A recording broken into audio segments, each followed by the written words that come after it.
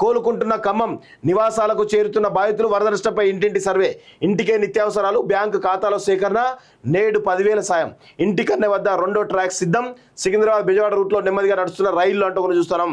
So ప్రాణాలు అరచేత పట్టుకొని కట్టుబట్టలతో వెళ్ళిపోయిన వారంతా తిరిగి ఇళ్లకు చేరుతున్నారు. వరద మిగిల్చిన విషాదాన్ని నష్టాన్ని దిగమింకొని తమకు మిగిలిందేమిటో చూసుకున్నారు.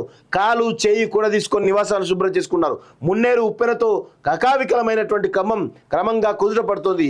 బాధితులు కోలుకుంటున్నారు. వరద దెబ్బకు ఈ 1000 ఇళ్లు నేలమట్టం కాగా అదే స్థాయిలో తీవ్రంగా దెబ్బతిన్నాయి. సామాగ్రి సర్వం కొట్టుకుపోయాయి. వేలాది ఎకరాల్లో పంటలు మునిగిపోయాయి.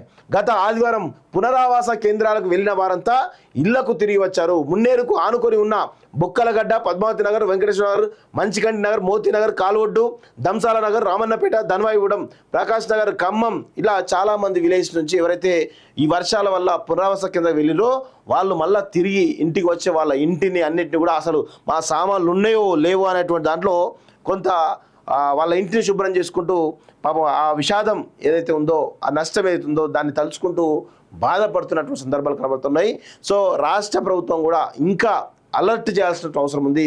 వీళ్ళకు సహాయం చేయాల్సిన అవసరం అయితే కనబడతా ఉంది. ఇంట్లో ఆ చెత్త కావచ్చు, ఆ క్లీనింగ్ కావచ్చు, దానికి సంబంధించినటువంటి మీరు ఇచ్చేటువంటి 10,000 సాయం వాళ్ళకి దేనికి కూడా సరిపోదు, వాళ్ళ క్లీనింగ్ కూడా సరిపోదు.